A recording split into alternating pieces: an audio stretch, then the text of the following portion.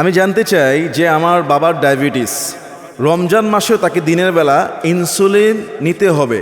এখন রোজা রেখে তিনি কি ইনসুলিন নিলে রোজা হবে? চমৎকার একটা প্রশ্ন। যে রমাদান মাসে অনেক ডায়াবেটিস রোগী আছেন এবং আমাদের দেশে এখন ডায়াবেটিস রোগটা জাতীয় রোগ হয়ে গিয়েছে, ঘরে ঘরে ডায়াবেটিস।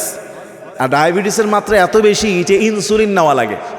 এখন রমাদান মাসে ইনসুলিন নিলে রোজা হবে কিনা? দেখুন, ইনসুলিনটা আমরা সাধারণত দেখেছি যে চামড়ার উপরে অর্থাৎ মাংসেই, এটা কিন্তু রগেও দেয় না।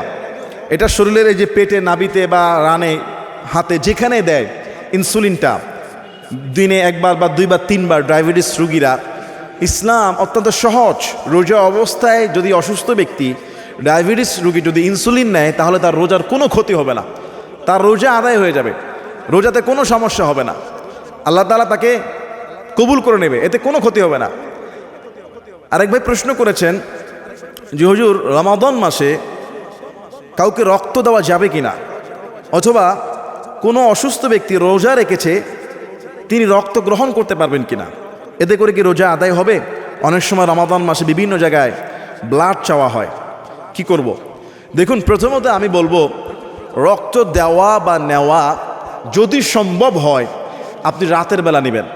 ইফতারির পর থেকে সাহারি পর্যন্ত কোনো অসুস্থ রোগীকে বা কাউকে রক্ত ডোনেট করতে চাইলে রক্ত দেবেন।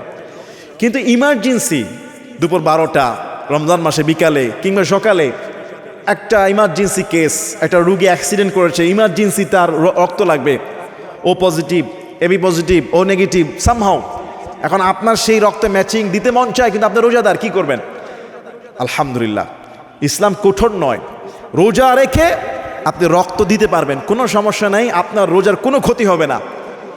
তবে এইটা খেয়াল করতে হবে যে রক্ত দিতে দিতে যদি আপনি বেশি ক্লান্ত হয়ে যান তাহলে এটা মাকরুহ, অপছন্দনীয়। যদি আপনি নিজেই দুর্বল হন, নিজেরই প্রাণনাশের সংখ্যা থাকে, তাহলে দেওয়া যাবে না।